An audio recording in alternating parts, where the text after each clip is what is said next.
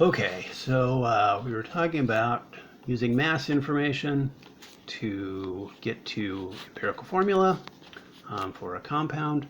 And you may notice some of the problem is on the page already, the one we were getting ready to do. I just got interrupted in the last video with my phone ringing, and it was going to clearly be in the sound of the video. So I figured I should start the video over.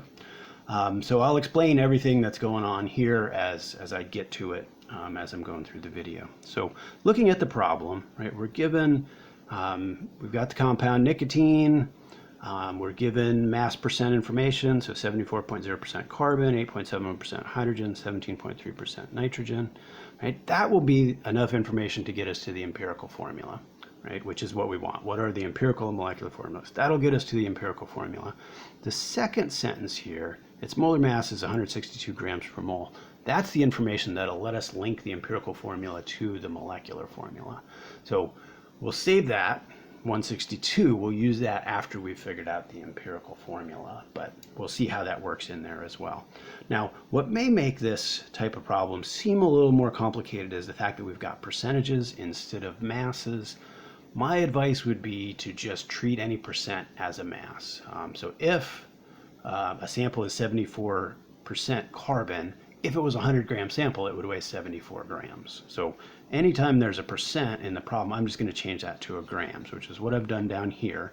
So I changed each of these to grams. So this sample, again, if it was 100 grams, 74 grams would be carbon, 8.71 grams would be hydrogen, 17.3 grams would be nitrogen.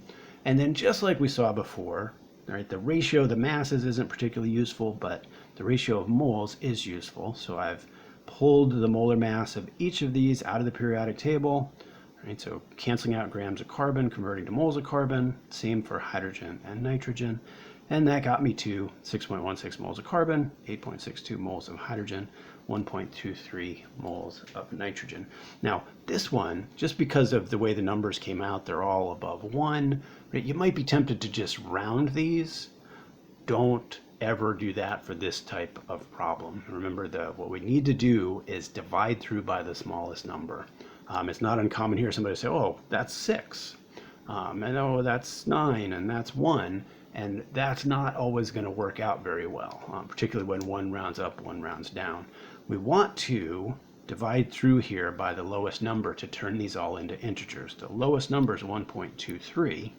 So if we divide the nitrogen by 1.23, that'll get us to 1 mole of nitrogen. But that means we've got to do the same thing to all of the other pieces of information so that we keep those ratios the same.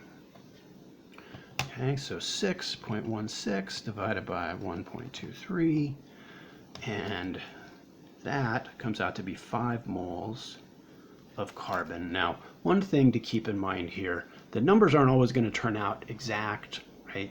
So if they're really close to an integer value, that's the correct answer that we're looking for. So 5.008, that's 5 moles. And then 8.62 divided by 1.23 is 7, right? And again, it's 7.008 here, so very close to 7. 7 moles of hydrogen. Well, there's our empirical formula. 5 carbons, 7 hydrogens, 1 nitrogen. So that would be C5H7N. Okay. Now, to get from there to the molecular formula, right, this is where the molar mass is going to come in, because the molar mass accounts for all of the atoms present in the actual formula.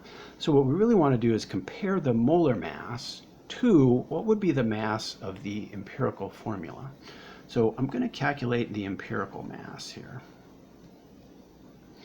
So that would be 5 carbons, 7 hydrogens, 1 nitrogen. So 5 carbons, that would be 12.01 times 5. So that would be 60.05. 7 hydrogens would be 1.01 times 7, 7.07. Right? And 1 nitrogen is just 14.01. So if I add those together, 0.13 there, but 1 carry the 1, 81. 81.13.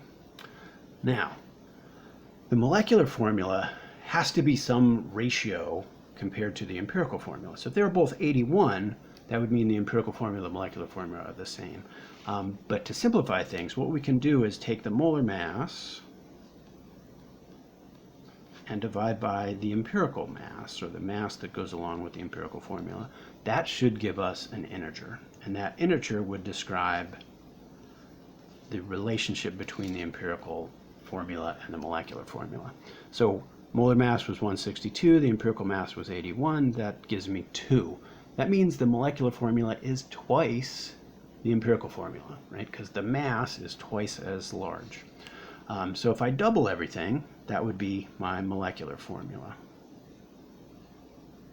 So the molecular formula for nicotine would be 10 carbons, 14 hydrogens, and 2 nitrogens. Okay? Now, if you do this and you don't get an integer, then there's probably something going wrong somewhere in your calculation. If you do this and you get less than 1, then you probably have it upside down. Okay? All right, let's stop right there. For this one, we'll pick up on the next page, kind of a slightly different direction. Next page in the next video.